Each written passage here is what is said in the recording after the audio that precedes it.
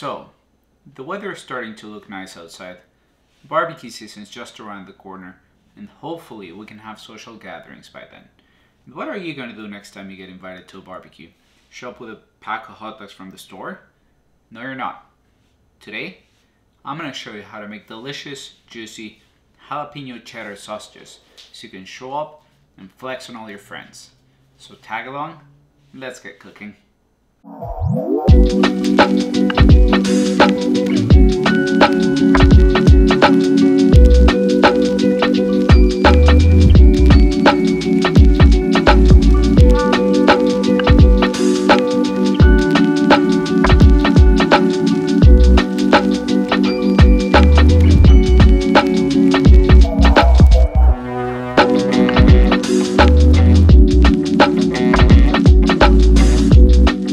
Recipe, we are going to use pork meat.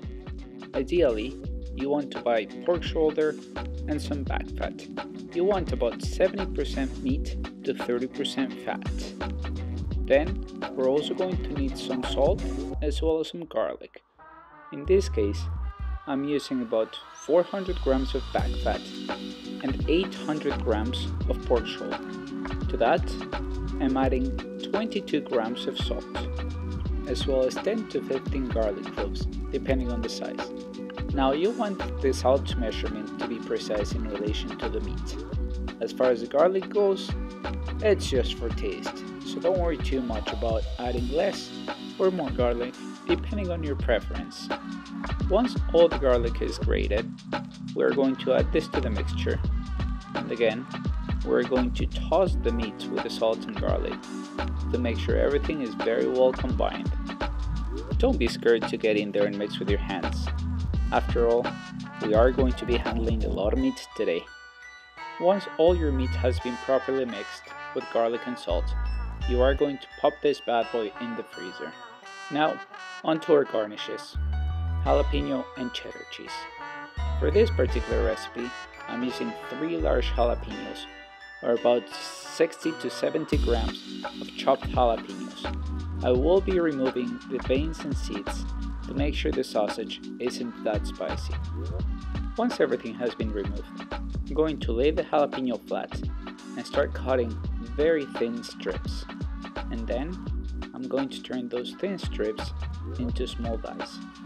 You want the pieces of jalapeno to be quite small, so they get distributed properly throughout the sausage. I really think that fresh raw jalapeno is the way to go for this sausage, but if you'd like to try roasting the jalapeno before chopping it, go right ahead. I'm sure it will be just as delicious. Once all your jalapeno is chopped, you are going to mix it with 100 grams of grated cheddar. Then, you want to mix this thoroughly to make sure everything is combined. And again, we are going to pop this in the freezer.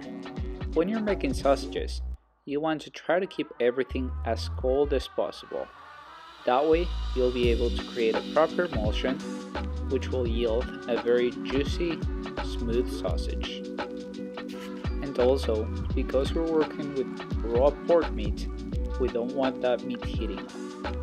And then to the freezer it goes. Now, let's talk about your grinder for a quick second. You have grinding hopper or the tube, then you have the screw which pushes the meat onto the grinding plate, which then pushes the meat through the grinding plate. And that's it. Once you put this all together and hook it up to a motor, you're good.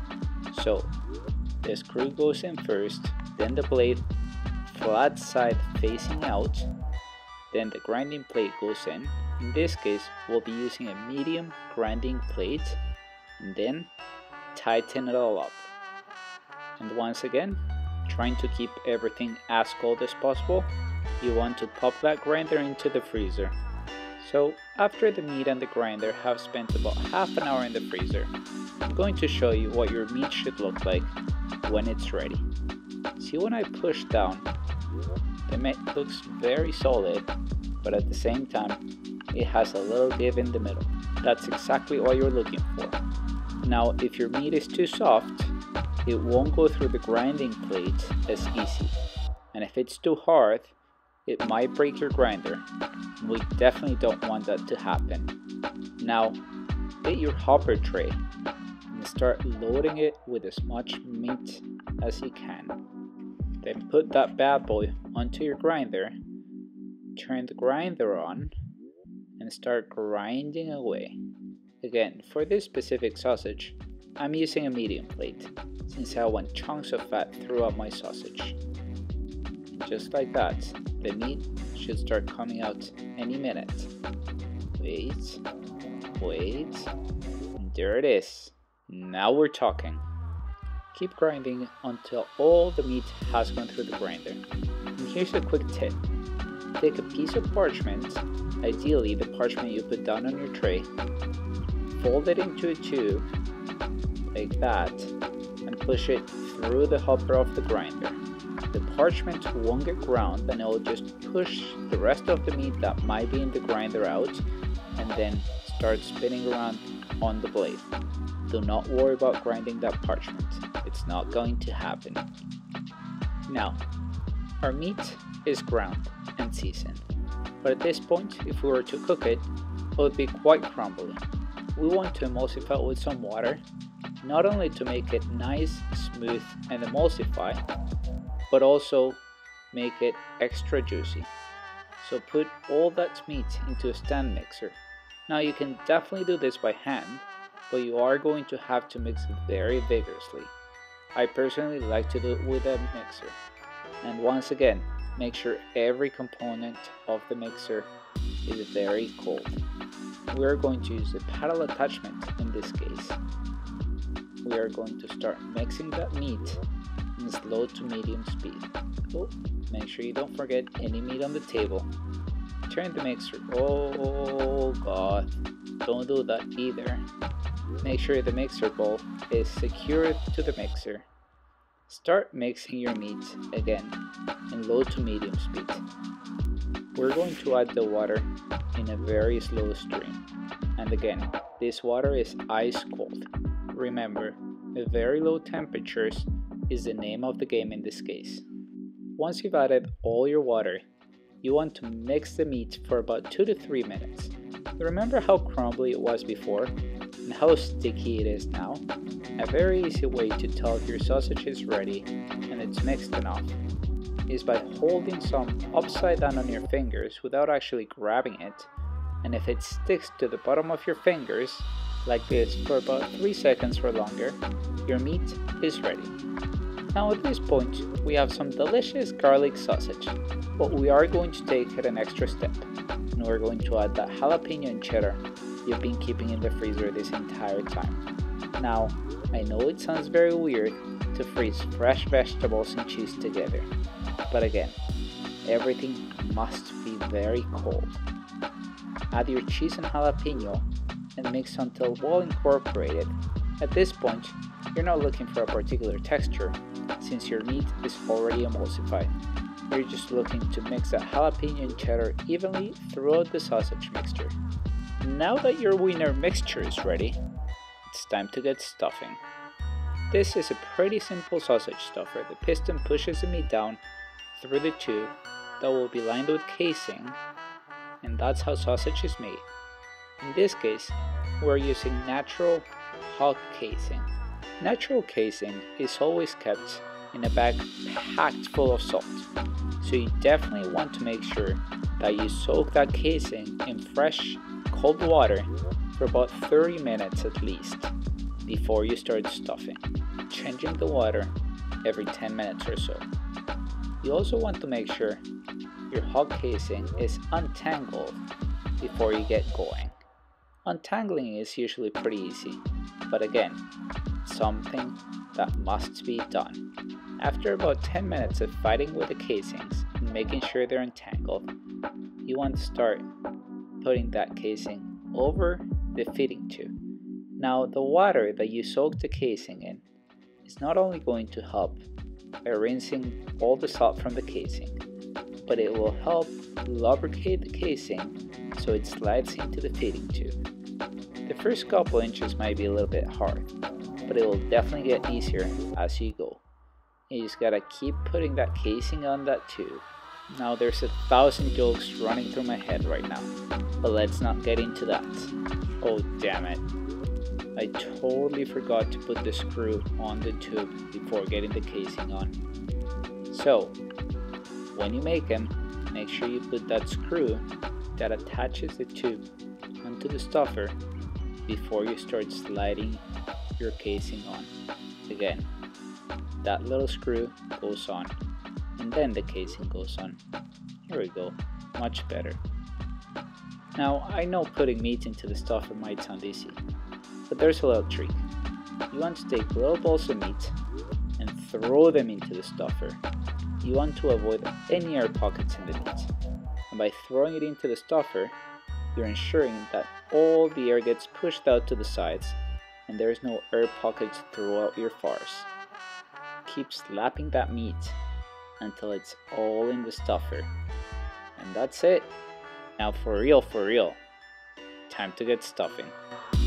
And now for real, time to get stuffing. Sausage is made, stuffer is clean, casing is in the tube. Let's screw that tube onto the stuffer, and I'm going to show you how to put that meat into the stuffer. You want to move that lever to start pushing that piston down. There should be a little air valve at the top of the piston to release some air. You also want to make sure that you tie a knot at the end of the casing once you start seeing some sausage come through the tip of the tube. Alright, the time has come. Time to get stuffing. This is a pretty simple process. With one hand, you want to start turning the crank slowly to make sure that meat is getting pushed out. With your other hand, you want to control the speed at which the casing leaves the tube. Now, the sausage will start coiling naturally because this is hot casing, but you can also give it a little hand and coil it up. This is the best way to keep everything nice and organized. You can also control the speed at what the casing is coming out by how fast or slow you coil up the sausage. Once all the meat has been stuffed into the casing, you want to cut the casing at the end, but make sure you leave some room at the end to tie a knot to prevent the meat from spilling. Once the sausage has been stuffed, you even want to start poking some holes into the casing, something small and very sharp. This is to prevent blowouts, in other words, the sausage from exploding, which could definitely happen if there's air pockets everywhere and that air expands while the sausage cooks. Once you've poked all the holes, you want to press that sausage down. Now, time to make the links. It's a pretty simple process. You're going to want to pinch the casing and twist the sausage. Now, the trick to making sausages is that every link gets twisted in an opposite direction. So if you twisted the first one towards you, you want to twist the second one away from you. And keep pinching and twisting in opposite direction until the entire coil is done. Once all your links have been twisted, you want to poke some holes again. Again, we're trying to prevent any blowouts. Now the next and last step is to cut our links. You might have a little overhanging casing at the end, so you want to make sure you get rid of that. And after that, it's pretty straightforward. Take a knife and cut in every link. That's it. Sausages are done. Now at this point you can do a million things. You can freeze them raw, you can throw them on the grill, you can pan fry them, you can use them in stews, you can cook them and then freeze them, steam them. Possibilities are endless. Just make sure that again, if you see any air pockets, you poke them. After all the wiener talk, I was getting quite hungry, so I fired up the grill, grilled a couple of these bad boys. So let's check them out. You can see the fresh jalapeno very well distributed throughout the sausage. And now, it's time to give this sausage a try. Make sure that the recipe I've given you is on point.